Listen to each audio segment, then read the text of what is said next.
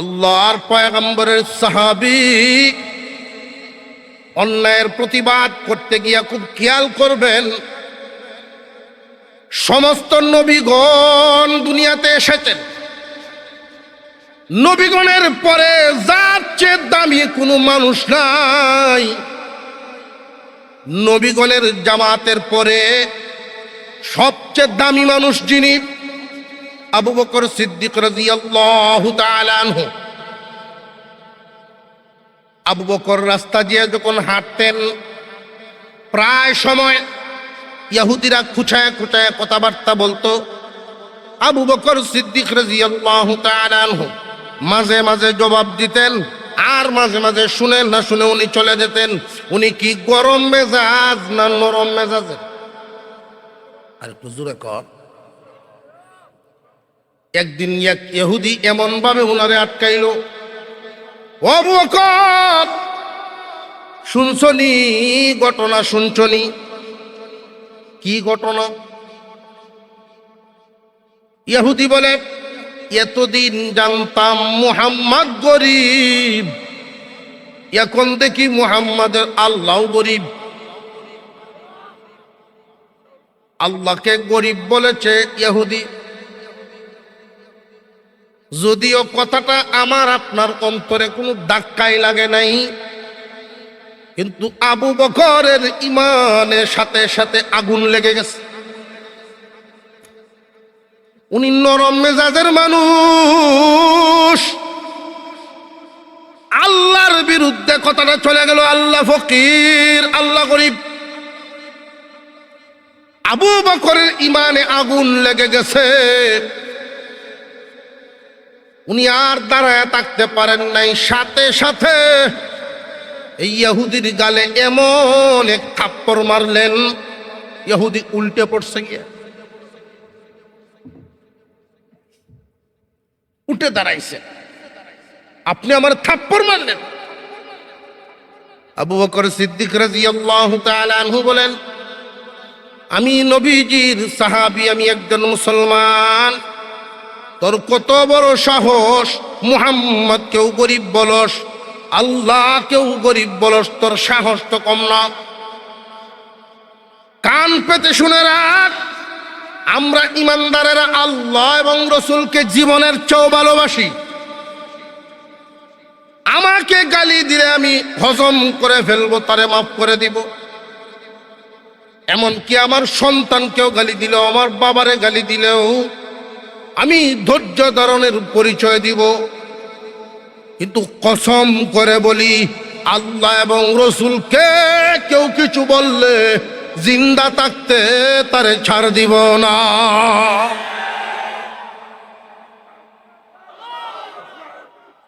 আবু বকর সিদ্দিক রাদিয়াল্লাহু তাআলা এত চেতেন না, রাগারাগি করেন না সাধারণত, কিন্তু এই দিন এমন রাগ উঠছে, মারছেন চোর। চোর খায়া এই ইহুদি সিদ্ধান্ত নিল, সব আদালতে এই বিচার নিয়ে যাওয়া যাবে না। তার উদ্দেশ্য হলো এমন একটা আদালতে বিচারটা নিয়ে যাবে যেই আদালতে ইনসাফ কায়েম। আর ইনসাফ যদি কায়েম হয়, ইনসাফ এর মূল উৎস শব্দ হলো নিসপুন থেকে অর্ধেক, বরাবর। বরাবর বুঝছেন তো? তোমার কেউ গালি দিছে, সমান বরাবর গালি তুমি দিয়া তো। তোমাকে কেউ চর মারছে, চরের বদলা বরাবর। বুঝে আসতেছে আপনাদের? ইনসাফ কায়েম আছে ইসলামী আদালত, তখন জজ ইসলামী আদালতের কাজীর দায়িত্ব পালন করেন। রসুল নিজেই তো দুনিয়া, নবীজিই বিচারক। এই ইহুদি করছে কি, নবীজির দরবারে এসে আবু বকরের বিরুদ্ধে মামলা দেন, আমি বিচার চাই, আপনার আবু বকর আমাকে চর মেরেছে, আপনার আদালত আমাকে ইনসাফ কি দেয় দেখি।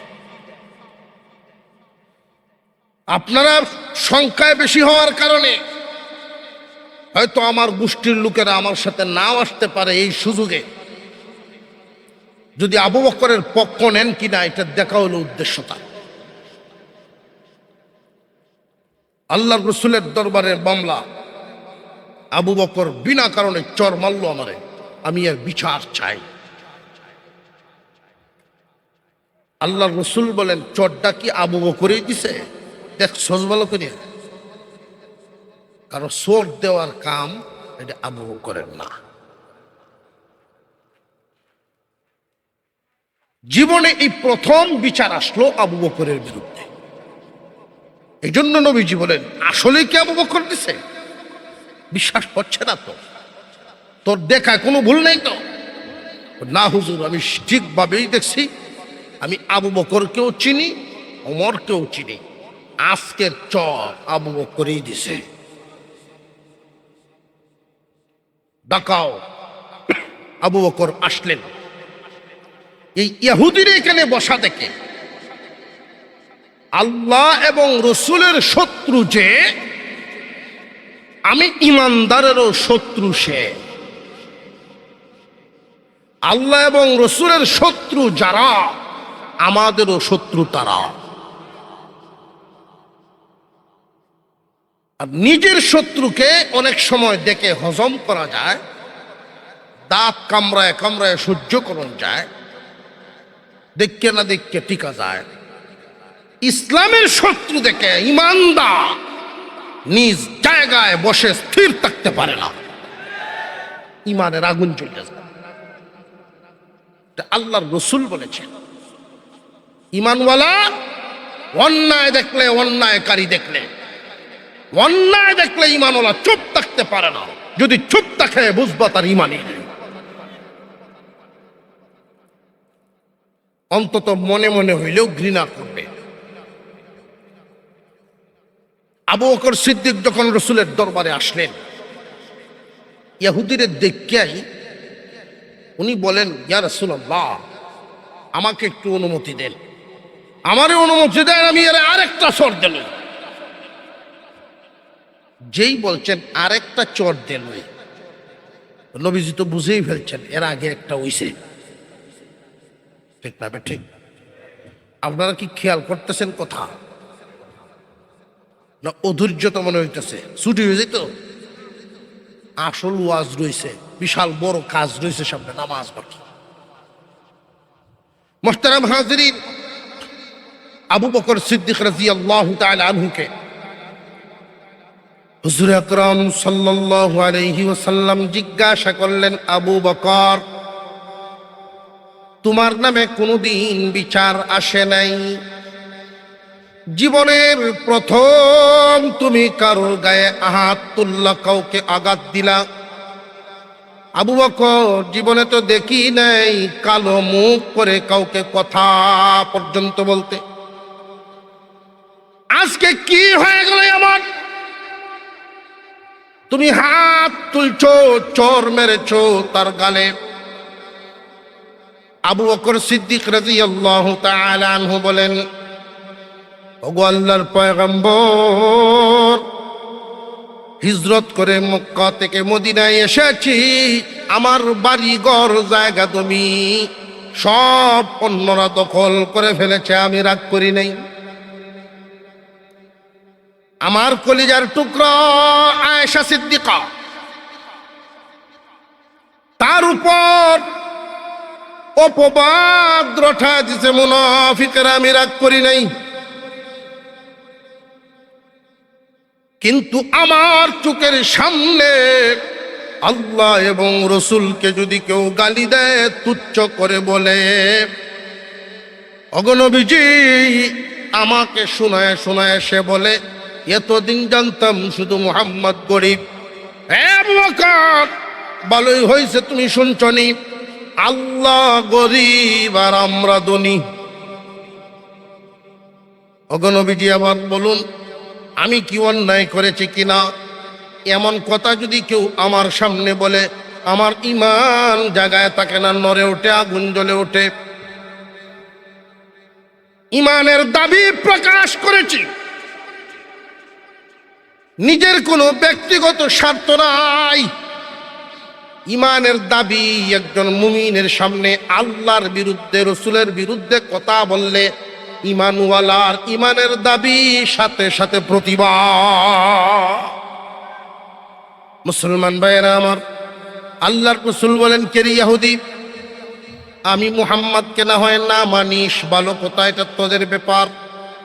আল্লাহ তো তোদেরও উনি, আল্লাহর ক্ষেত্রে তো মানা না মানার কোনো বেশ কম নাই। আল্লাহ তো তোরার বলে ইহুদি চরের বদলা আবু বকরের গালে চর দিবে।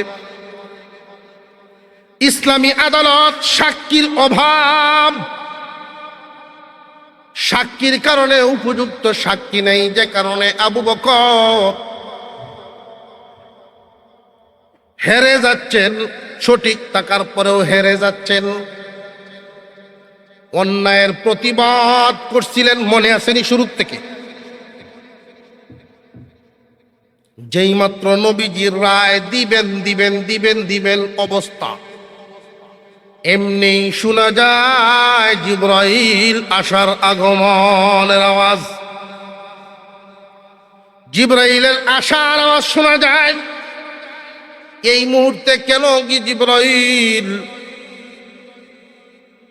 এই মুহূর্তে আসার কারণটা কি? অবশ্যই কোনো একটা কিছু আছে। আল্লাহর রাসূল ঘোষণা দেন নাই, ওহী নাজিল হয়ে গেছে, ওহী নাজিল হয়ে গেছে। আবু বকরের পক্ষে আয়াত নাজিল করে স্বয়ং আল্লাহ সাক্ষী হয়ে গেছে। لقد سمع الله قول الذين قالوا إن الله فقير ونحن أغنياء। নিশ্চয়ই নিশ্চয়ই আল্লাহ শুনেছেন। কে শুনছে? নিশ্চয়ই নিশ্চয়ই আল্লাহ শুনেছেন যারা বলেছে এমন কথা। লাকাদ সামিআ আল্লাহ কাওলাল্লাযীনা ক্বালু ইন্নাল্লাহা ফাকীরুন ওয়া নাহনু আগনিয়া।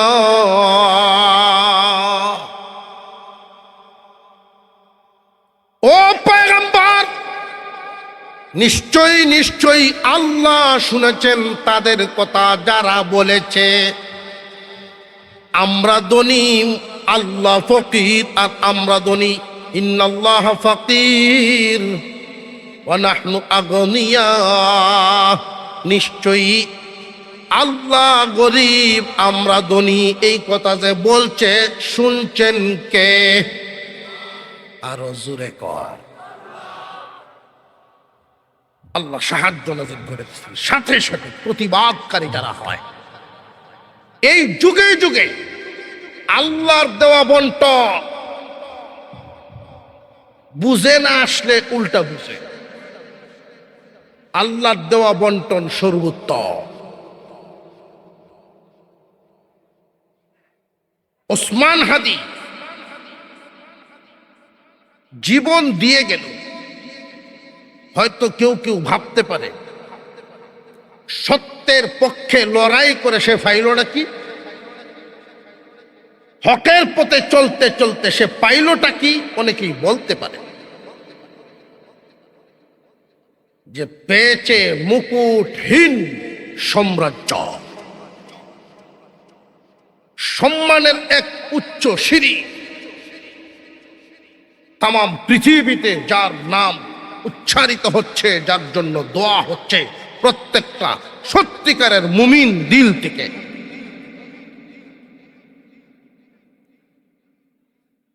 শত বছরে এমন একটা ওসমান হাদি আসে কিনা জমিনে? তবে জেনে রাখবেন, যেই জমিনে ওসমান হাদির মতো যুবকদের রক্তের ফুটা লেগে যায়, এমন জমিন আর অন্যদের গোলামিতে পরিণত হয় না। শিকল আর শিকল দিয়ে রাখা যায় না। যুবকরা যখন রক্ত দেওয়া শিখে ফেলে, এই জমিনকে তখন অন্যায় থেকে মুক্ত করেই ছাড়ে। যুগে যুগের এই ইতিহাস সাক্ষী রয়েছে, আল্লাহর রাসূলের উম্মতেরা যখন রক্ত দেওয়া শুরু করে দেয়, কোন জাতি এদেরকে দমাইতে পারে না। ভারতবর্ষে কখনোই হিন্দুর চাইতে মুসলিমরা বেশি ছিল না, কখনোই মুসলমানরা বেশি ছিল না, সংখ্যায় কম। এরপরেও এই ভারতবর্ষ মুসলমানেরা শাসন করেছেন কয়েকশো বছর। আল্লাহর জমিনে আল্লাহর আইন কায়েম করার জন্য মুসলমান তৈরি হও। এই জমিনে জালিমদের আর কোন সিংহাসনে দেখতে চাই না। তৈরি হতে হবে তোমাদের, জায়গায় জায়গায়, যুগে যুগে মনে প্রাণে একটাই পণ করব, কে ক্ষমতায় যাবে কে যাবে না ওইটা দেখার বিষয় না। উলামায়ে কেরাম চেয়ারের চিন্তায় না, উলামায়ে কেরাম কোন চিন্তায় কথা বলেন, কোন ভাষায় কথা বলেন সেটা বুঝতে হবে। পীর সাহেব মধুপুরী মুরব্বী মানুষ হেঁটে গেলে কাঁপতে থাকেন। বালিয়ার সাহেব রহমতুল্লাহি আলাইহি ছিলেন, চামড়া খুশ হয়ে গেছে এমন আল্লাহওয়ালাগণ এই চেয়ার, ক্ষমতা, লোভ এগুলোর জন্য মাঠে নামেন নাই, তাদের ইমানে আগুন লেগে গেছে। আল্লাহর জমিনে আল্লাহর হুকুম কায়েম করার জন্য ৯৫% মুসলমানের দেশে কোনো একটা আইন যদি ইসলামের পক্ষে পাশ করাইতে হয়, লক্ষ লক্ষ মানুষ রাস্তাঘাটে মিছিল করা লাগে, তবু আইন পাশ হয় না। অথচ ইসলামের বিরুদ্ধে রাতের অন্ধকারে আইন পাশ হয়ে যায়। এই দুঃখ এদের অন্তরকে আঘাতপ্রাপ্ত করেছে। মসনদে তোমরাই বসবা, যারা চেয়ারের লোভ নিয়ে আছো, প্রত্যেকের জায়গায় জায়গায়, দেশ জায়গায় জায়গায় বসে বসে চালাও, তবে মন চাহি চালানো বন্ধ হয়ে যাবে। মন মতো আর চালানোর সুযোগ নেই। আপনারা শুনেছেন গতকালকে কত নরম মনের মানুষ আমাদের বর্তমান জাতীয় মসজিদের খতিব, পীর সাহেব, বুজুর্গ মানুষ, এই জামানার একজন বুজুর্গ আলেম। উনার জবান থেকে অগ্নিজরা বয়ানগুলো শুনেছেন কিনা? আবু বকরের ইমানে যেভাবে আগুন ধরে গেছে, নরম মেজাজের মানুষগুলোর ইমানে আগুন ধরে গেছে।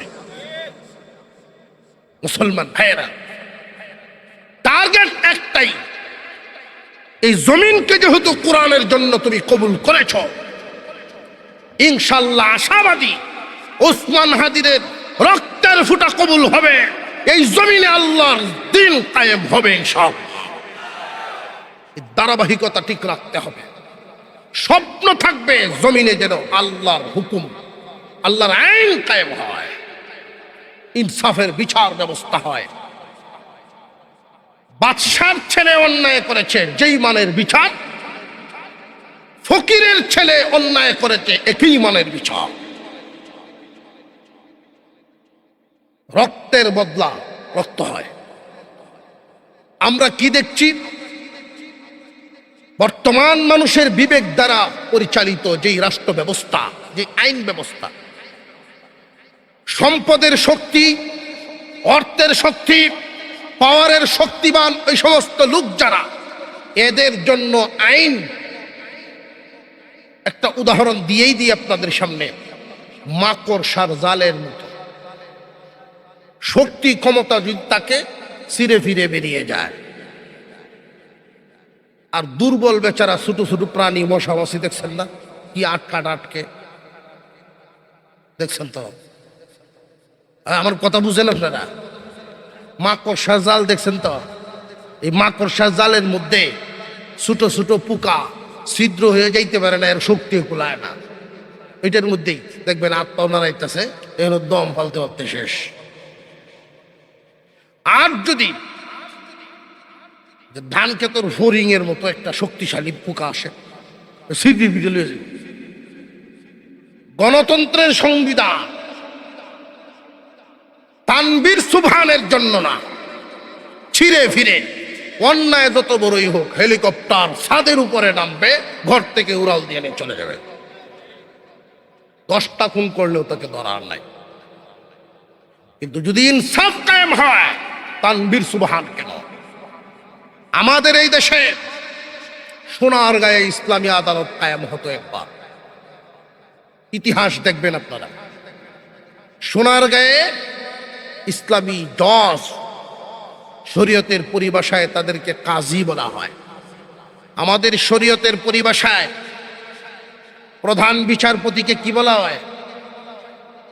আরে মুসলমান যুবক ভাই, চিনবো কাজী? কাজীর কথা জিজ্ঞেস বিয়া করাছে,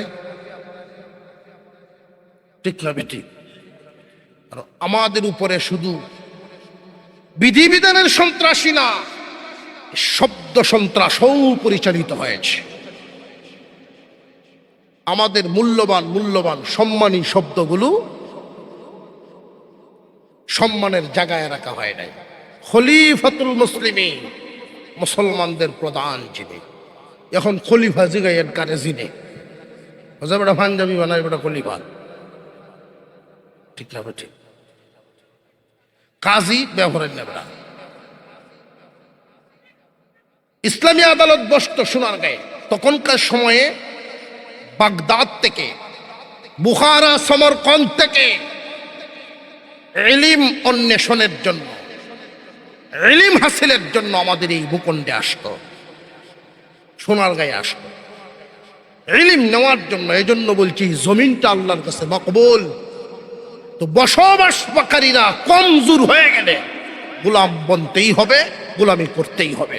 এই কমজোরি পিছনে ফেলে একটা টার্গেট নিয়ে সামনে অগ্রসর হও। জীবন চলে যা, নিজের চোখে যদি দেখে নাও যেতে পারে ইনসাফ, ইনসাফের আদালত, আল্লাহর সামনে তো জবাব দিতে পারবো, আল্লাহ তোমার আইন জারির জন্য জীবন ভর মুখ ছাড়াই আসছি, কথা বলে এসেছি, কোনো না কোনো ভাবে মেহনত করেছি। আল্লাহর এই জমিনকে আল্লাহ কবুল করেছে। মুসলমানদের খলিফা সোনার গায়ে মনের শখে পাখি শিকারে বেরিয়েছিলেন। তো ওনার হাতের তীরটা তীরন্দাজ হিসেবে উনি দক্ষ না, তীরটা স্লিপ কেটে অন্যদিকে চলে গেছে। এক এতিম শিশু, ছোট্ট বাচ্চা, এই বাচ্চার গায়ে তীর লেগে বাচ্চা জায়গায় মারা গেছে। আর এই বাচ্চাটা ছিল এমন একজনের, বাচ্চার বাবাও নাই, বিধবা মহিলা, আর কোনো সন্তানও নাই। গরিব বেচারি কয়েকটা ছাগল রাখালি করে, এই ছাগলগুলো দিয়েই সে চলে। এই বাচ্চাটার আশায় স্বামীর ঘরের ছাউনির নিচে কোনো আশ্রয় আছে, এই বাচ্চাকে নিয়ে সেখানে থাকে। এই তীরের আঘাতে যখন এতিমের জীবন চলে গেল, সদ্য বিধবা, স্বামী হারা, নিজের চোখের সামনে এখন সন্তানও হারায় গেল। ইসলামী আদালত কাজীর দরবারে তখনকার সময়ের বাদশার বিরুদ্ধে মামলা গিয়েছিল। কাজী সাহেব ডাকলেন বাদশাকে, আসামির বেশে হাজির হও। কি বুঝে? প্রধান বিচারপতি পাগল বানায় দেশ তোমার করে দেয়, এমন ঘটনা তো গেছে আমাদের দেশে। বেশি কথা কইলে গড়তে পারি নিজে না, বিহই। কেউ যদি কারোর জন্য হক কথা বলবে ময়দানে এসে এমন মনে হয়, তাহলে পরিস্থিতি এমন করব, দেখবেন 5-6 দিনের জন্য উনি কোথায় চলে গেছে, আর মিডিয়ারা খবর হচ্ছে বুঝে ওনারে পাওয়া যাচ্ছে না। আছে না এটি বদমাইশ, এটা তো লাগিয়ে আসে গেছে। বাদশাকে তলব করেছেন, সামনে হাজির হও, হাজির হয়েছে। বাদশাহ কেমন ছিলেন ইসলামী খলিফাতুল মুসলিমিন, তাদের মনের হালত দেখেন। আসামির নেই হাজির। কাজী জিজ্ঞাসা করেছিলেন, অপরাধ কবুল করেন? হ্যাঁ, কবুল করেছি, তবে আমি ইচ্ছাকৃত করি নাই, মহামান্য আদালত, এই কাজটুকু আমার অনিচ্ছায় হয়েছে। তাহলে একটা অপশন আছে, এই মহিলার রক্তের বদলা রক্ত নিবে। এই শিশুর, ইয়েতিম গরিব শিশুর রক্তের যে দাম, আপনি খলিফা বাদশাহ, আপনার রক্তেও একই দাম, কোনো বেশ কম নাই। রক্তের বদলা রক্ত হবে, এটাই ইসলাম ইনসাফ। আর যদি হদ জরিমানা দিয়ে আপনি বাঁচতে পারেন, ওনাদেরকে খুশি করে বেঁচে গেলেন। উনি জরিমানা দিয়ে মহিলাকে খুশি করলেন। উনি চোখের পানি মুছেন আর বলেন, অন্তর ঠান্ডা হয়ে গেল, সাহস ফিরে পেলাম যে আল্লাহর কোরআনের আইন, এই শাসন কায়েম থাকার কারণে আমি বাদশাহ আর আমি ফকিরের মধ্যে কোনো পার্থক্য দেখি নাই, বিচারের সামনে সব সমান। বিদায় হয়ে গেল। বাদশাহ বলা শুরু করলেন, আজকে যদি সঠিক বিচার না হতো, এই কাজী গর্দান থেকে আমি মাথা আলাদা করে দিতাম। কাজী বলেন,